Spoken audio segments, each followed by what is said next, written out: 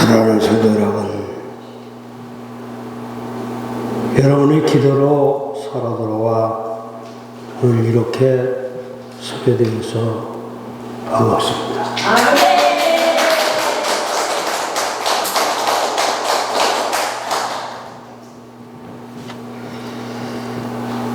오늘은 선교주일이며 오순절로 15번째 맞이하는 주일입니다. 오늘은 요한복음 1장 14절을 말씀으로 지난주에 이어 말씀이 육신이라는 주제로 많은 은혜가 있으시기를 바랍니다. 아멘. 아멘이요? 아멘. 성도 여러분, 예수님의 말씀은 재미있고 오묘합니다. 아멘. 예수님의 말씀은 신비하고 곱씹을수록 새로운 맛이 납니다. 아멘. 예수님 당시에도 사람들이 예수님의 말씀을 듣고 놀라워하고 그 말씀을 권위 있는 말씀으로 여겼습니다.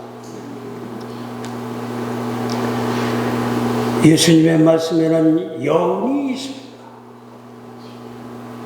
여운이 있어서 오늘 이렇게 또 서서 말씀을 전하게 되었습니다. 아멘. 그래서 들은 이후에 다시 와서 무슨 뜻인지 묻는 사람들이 있었습니다. 예수님이 농부가 씨를 뿌릴 때 씨가 떨어진 밭을 말씀하셨을 때 사람들은 혼자 계신 예수님을 찾아와서 제자들과 더불어 비유에 대하여 질문을 했습니다.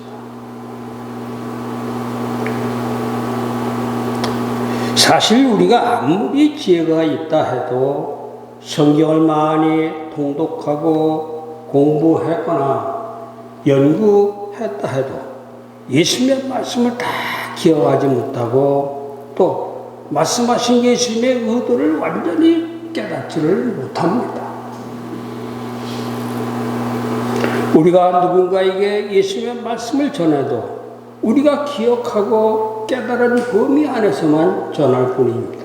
그래서 예수님의 말씀이 더 생각나게 해달라고 기도해야 온전히 깨닫게 해달라고 간구해야 할 줄로 믿습니다. 성령께서 우리를 감동하셔서 예수님의 말씀을 생각나게 하고 깨닫게 해주십니다. 성령께서 함께 하시면 말씀을 묵상할 때 말씀을 깨닫는 그 정도가 점점 더 깊어지는 것입니다. 특히 예수님은 비유가 아니면 말씀하지 않으신 것도 있었습니다. 그리고 혼자 계실 때 제자들에게 비유의 의미를 해석해 주시기도 하셨습니다. 그만큼 말씀은 심오한 말씀입니다. 아멘이요. 성도 여러분, 요즘 들어 인간이 어떻게 저럴 수가 있을까 하는 사건들이 연일 터지고 있습니다. 흉기를 들고 사람들에게 휘두르고 걸어가는 사람에게 무차별적으로 공격하는 일입니다. 여러 사건 중에는 사이코패스에 의한 것도 있고 조현병에 의한 것도 있고 사회에 대한 불만 때문에 일어나는 일도 있고 여러 가지 원인이 섞여 있습니다. 어떤 특정한 형태가 있는 것은 아닙니다.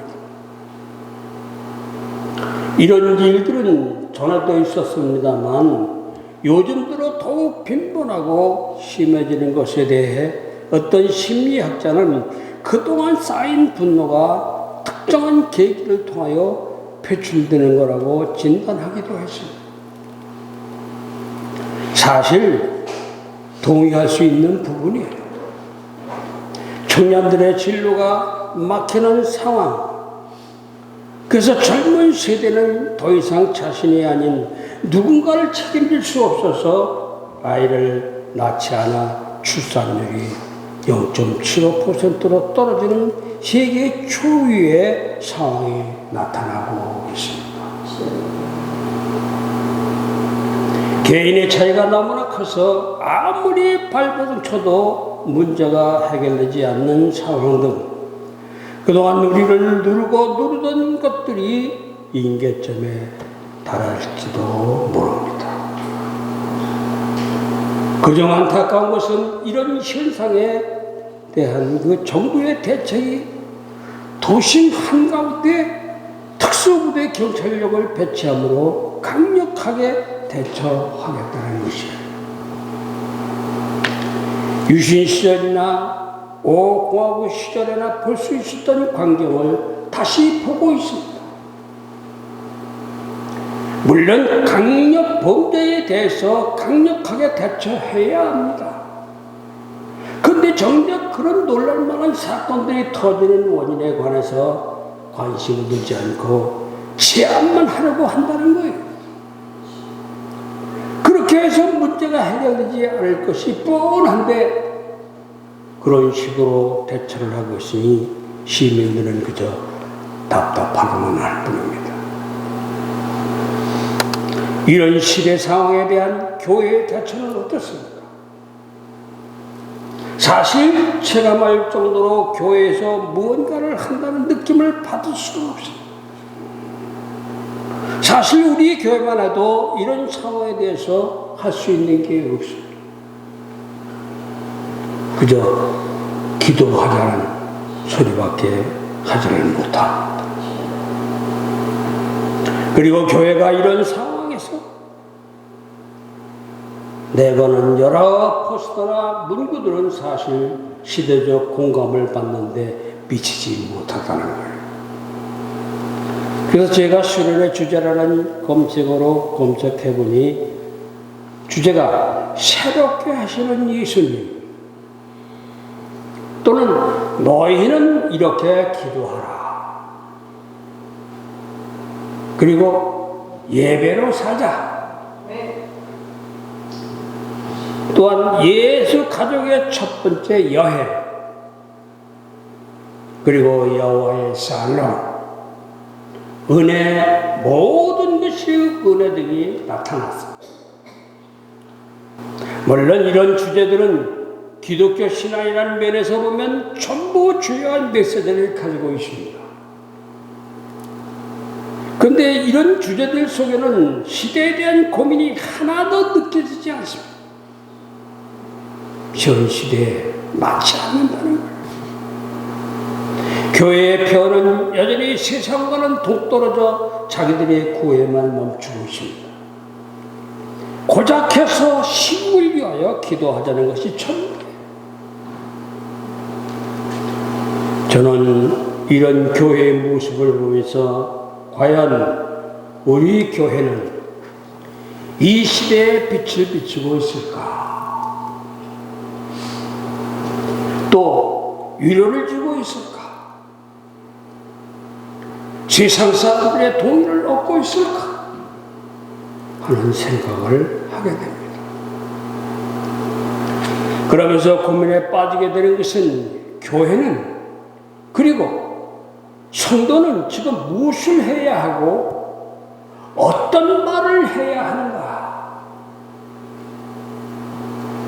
그러면서 스스로 돌아보는 답은 교회가 하는 말은 세상 사람들에게는 매우 험하겠구나 하는 생각이 들었습니다.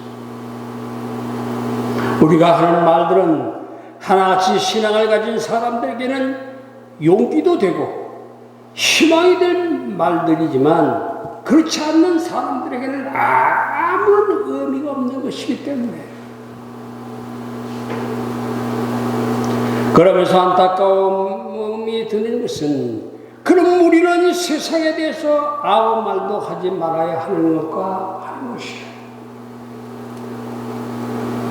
무슨 말을 하더라도 힘이 되지 않을 테니 그저 한다는 말이 기도하자는 말이 전부일 테니 아무 말도 하지 않는 게 나을 것과 하는 그 생각만 남습니다.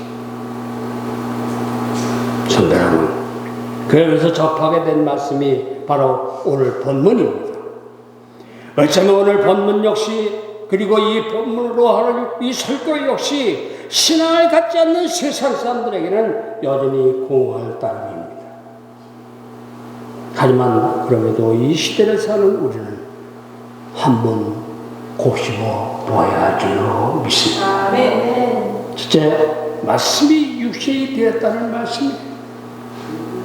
말씀이 육신이 되었다. 사랑하는 여러분, 오늘 본문 14절을 우리 다시 한번 읽어보겠습니다. 다 같이 시작. 말씀이 육신이 되어 우리 가운데 거하시매 우리가 그의 영광을 보니 아버지의 독생자의 영광이요 은혜와 진리가 충만하다. 아멘. 네.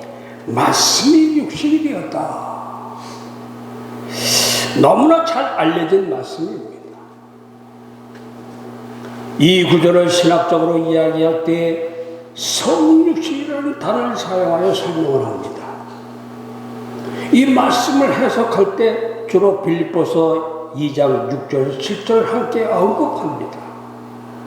이 빌립보서 2장 6절에 그는 근본 하나님의 번째시나 하나님과 동등됨을 취할 것으로 여기지 아니하시고 형의 형체를 가지사 사람들과 같이 되셨고 사람들과 같이 되셨고 아멘입니까? 이 구절은 말씀이 육신이 되었다는 짧은 구절 안에 예수님께서 얼마나 높으신 분이었는지에 대해 그리고 예수님께서 얼마나 낮아지셨는지에 대해 아주 잘 설명하고 있습니다. 다시 한번 빌립보서 2장 6절과 7절을 보면 그는 근본 하나님의 번째시나 하나님과 동등됨을 취할 것을 여기지 아니하시고 7절에 보면 오히려 자기를 비워 종의 형체를 가지사 사람들과 같이 되셨고 예수님은 근본이 하나님이십니다. 그런데 그런 본체를 비우시고 종의 형체를 가지셔서 사람들과 같이 되셨다고 합니다. 아마 세상 어떤 표현을 가져온다 해도 하나님이신 그분이 성육신하신 이 일을 제대로 설명할 수 없을 거예요. 그런데 신학적인 이야기를 적고 핵심을 이야기하라면 하나님의 인간이 되셨다는 겁니다. 아멘. 하나님이 인간이 되셨다. 아멘. 하나님이 우리 사이로 우리 안으로 오셨다는 거예요. 하나님이신 그분이 우리와 똑같은 인간이 되셔서 우리 사이로 오셨다는 것입니다. 아멘. 그럼 그분께서 왜 인간이 되셔 우리 사이로 들어오신 것입니까? 이에 관한 내용은 히브리서 4장 15절을 통하여 유추해 볼 수 있습니다. 히브리서 4장 15절에 우리에게 있는 대지성은 우리의 연약함을 동정하지 못하실 리가 아니요 모든 일에 우리와 똑같이 시험을 받으신 이로되 죄는 없으시니라. 아멘. 아멘. 아멘. 성도 여러분, 저는 이 부분에 대해서 개정개혁 성경보다 우리가 가지고 있는 이 개혁 성경을 더 좋아하는데 동정하지 못하시리라는 이 부분이 개혁한 걸 근본에는 체휼하지 아니하는 이라고 되어 있습니다. 체휼하지 아니하는. 동정하다라고 하면 우리는 그저 불쌍히 여기는 정도로 생각을 합니다. 근데 체휼하다라고 하면 이 몸체, 이 체자가 몸을 뜻하는 말이기 때문에 단순히 심정적으로 불쌍히 여기는 정도가 아니라 온 몸으로 불쌍히 여기는 의미를 갖습니다. 본문의 헬레아 원어도 이를 지지합니다. 쉼 파데사이스라고 하는데 이는 함께 순환당하다는 의미가 있어요. 함께 순환당하다. 그러니까 주님께서 육신이 된 것, 곧 인간이 되어 우리 가운데 거하신 이유는 우리가 겪는 어려움을 같이 당하기 위함이라는 거예요. 사람들이 흔히 당신은 나를 모릅니다. 내가 경험한 것을 경험하지 않고 나를 안다고 할 수 없습니다. 라고 말을 합니다. 그 어떤 위로의 말도 위로가 되지 않는다는 거예요. 내가 지금 겪는 것을 너도 겪어보지 않는 한 모르는 일이니 위로한답시고 함부로 말하지 말라는 거예요. 섣부르게 나를 이해하는 것 같은 이 표정과 말을 하지 말라는 겁니다. 기분 나쁘다. 기분 나쁘다. 아멘. 아멘. 성도 여러분, 사실 그 사람이 되어보지 않고서는 우리는 절대 타인을 제대로 이해했다고 할 수가 없어요. 아멘. 그러기에 그들의 말처럼 섣부르게 다 하는 것처럼 나서지 않아야 한다는 거예요. 아멘. 그러나 우리가 기억해야 할 것은 말씀이 육신이 되었다는 말씀입니다. 말씀이 육신이 되었다. 우리는 모르지만 예수 그리스도는 그 자리에서 함께 하셨다는 거예요. 체휼하셨다는 말씀은 바로 그런 뜻입니다. 아멘. 아멘이요? 아멘. 2000년 전에 예수님이 어떻게 오늘 나의 상황에서 함께 했다는 말씀입니까? 라는 질문을 던지겠지? 이런 질문은 그분이 하나님이시라는 점을 알지 못하기 때문에 하는 말이에요. 예수님은 전능하신 하나님이십니다. 아멘. 예수께서 인간이 되셔서 체휼하신 것은 단지 2000년 전의 상황에 한정되는 것이 아니에요. 예수님은 우리처럼 시공간에 제한되는 분이 아니십니다. 예수님께서 몸으로 체휼하신 것은 인간들이 겪는 모든 어려움에 대한 것이에요. 시대와 공고를 넘어섭니다. 오늘날 우리가 겪는 이런 답답한 일에도 주님은 몸으로 그 안타까움을 전부 경험하셨어요. 그리고 십자가에서 돌아가셨습니다. 예수님은 지금도 우리 가운데 계셔요. 우리의 아픔을 누구보다도 더 잘 아십니다. 아멘. 아멘. 성도 여러분, 따라서 우리가 오늘날 갖는 어려움에 대해서 예수님은 마음으로만 동정하시는 것이 아니라는 점을 깨달아야 할 줄로 믿습니다. 아멘. 예수님은 오늘날 우리 가운데 우리가 겪는 어려움을 몸으로 함께 경험하고 계시고, 그렇기 때문에 우리의 아픔을 너무 잘 알고 계십니다.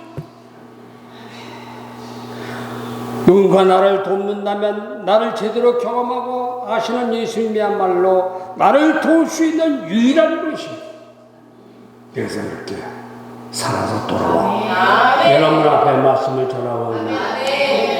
그러기에 이 시대를 놓고 예수님께 기도하는 것이야말로 공허한 게 아니라 진정 의미 있는 일인 것입니다. 아멘이요? 아멘. 두 번째로 우리가 가운데 거하시는 주님의 영광을 봐야 합니다. 우리는 우리 가운데 거하시는 주님의 영광을 봐야 한다. 사랑하는 성도 여러분, 오늘 본문 14절을 다시 한번 읽어보겠습니다. 시작. 말씀이 육신이 되어 우리 가운데 거하시되 우리가 그의 영광을 보니 아버지의 독생자의 영광이요 은혜와 진리가 충만하더라. 아멘. 혹시 우리는 주의 영광을 보는 게 아니라 나의 영광을 보려고 하는지 돌아보는 겁니다. 그래 우리는 지금은 고통스럽더라도 이후에 받을 영광을 생각하며 인내하자는 말은 합니다. 자신을 위해서는 맞는 말이에요. 자신을 위해서는 맞는 말이에요. 그런데 이것은 세상 사람들의 관점이나이지 그리스도인의 관점이 아니에요.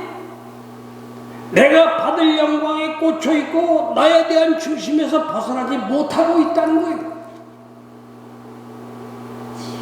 어떤 교회에 이때의 영광은 나의 영광이 아니라 주님의 영광이라고 말하기도 합니다. 근데 주님의 받을 영광을 이야기하는 목적이 내가 받을 것에 있다면 그것은 주님의 영광이 아니라 나의 영광이 되는 거예요. 나의 영광에 있는 거예요. 심지어 믿음도 후회받을 나의 영광 때문인 경우가 많습니다. 문법적으로는 주님께 영광이라고 말하더라도 마음이 지향하는 바가 나의 영광이라면 우리는 제대로 주님을 믿는 게 아니에요. 오늘 본문은 뭐라고 합니까? 말씀이 육신이 되신 곧 우리와 같이 인간이 되셔서 우리 가운데 돌아오신 예수님의 영광을 본이라고 말씀을 합니다. 아멘. 그러니까 관점이 우리가 아니라 예수님이에요. 아멘. 예수님. 아멘. 우리가 이 시대를 제대로 위로하지 못하는 이유는 바로 여기 있습니다. 나에 대한 집착으로 가득 차 있으면서 그 편을 신앙적으로 잘하고 있기 때문입니다. 그래서 세상은 우리의 말과 행위로 인하여 공허함만 느껴지는 것이 최유라신 예수님을 바라보지 못하고 있기 때문입니다. 그러면 주의 영광은 무엇입니까? 주의 영광은 무엇입니까?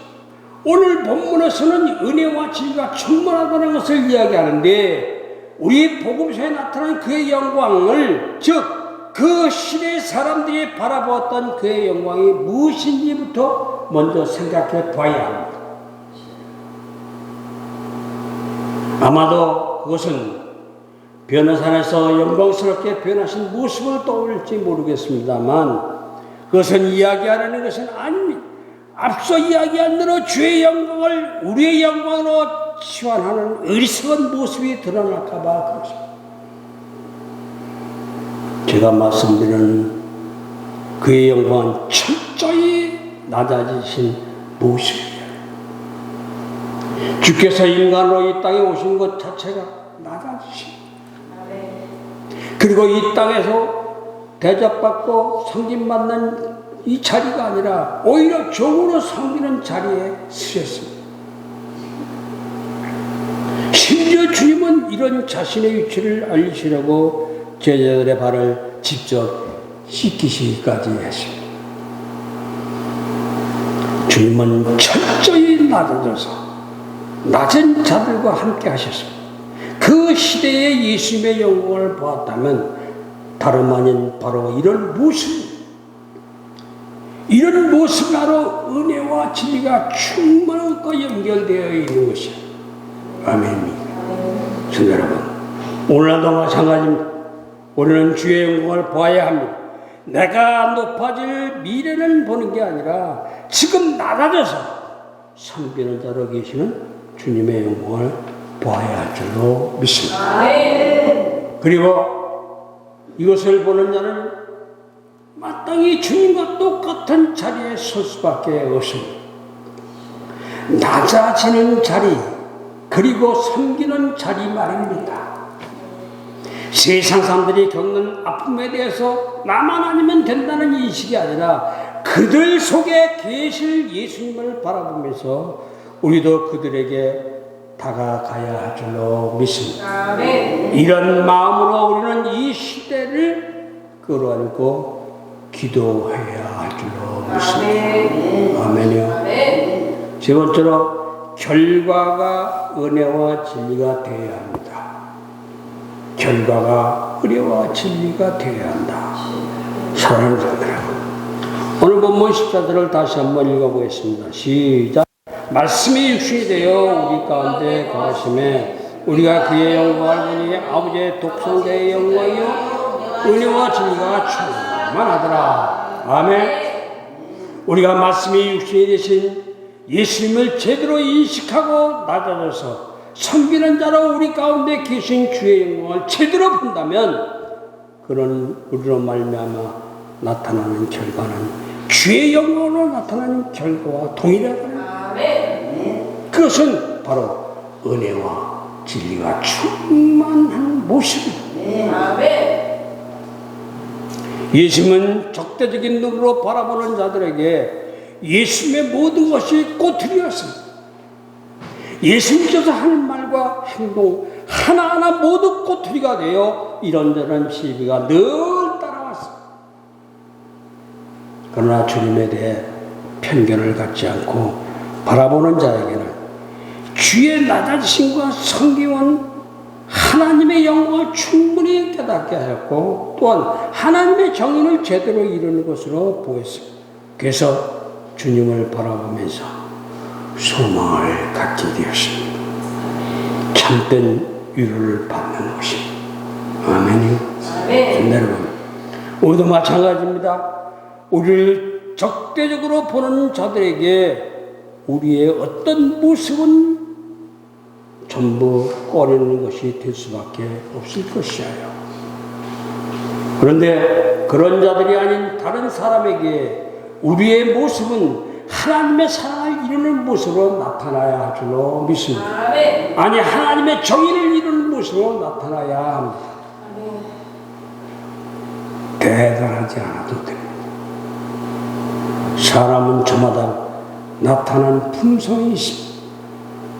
저나 여러분을 지켜보면서 당신을 보면서 세상 사람과 다른 무엇이 느껴진다는 말을 하는 이가 하나도 있으면 돼요. 한 분이라도 있으면 돼요.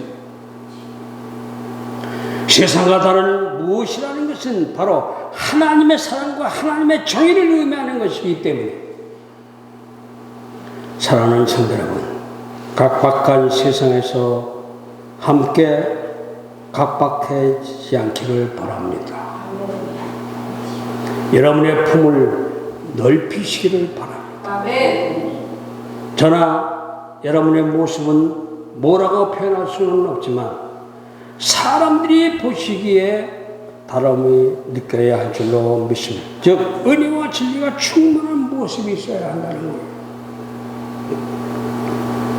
조금 바보가 되어도 괜찮습니다. 우리 가운데 우리와 같은 모습으로 오신 예수님을 바라보면서 우리도 조금은 어렵지 않게 낮아져도 괜찮습니다. 아멘. 성공 아니라 손해를 보는 길로 가도 괜찮습니다. 아멘. 중요한 것은 이 땅에 인간으로 오신 예수님을 바라보면서 주님과 같은 자세로 나가는 것이에요. 아멘. 그래서 이익이나 성공이 아니라 은혜와 진리가 충만한 모습을 보여야 할 줄로 믿습니다. 아멘. 그런 모습을 보면서 기도한다면 주님께서 그 기도를 이루어 주실 줄로 믿습니다. 아멘. 아멘이요. 아멘. 우리 모두 은혜와 진리가 충만한 성도이 되시길 주님의 이름으로 축원합니다. 아멘. 축원합니다.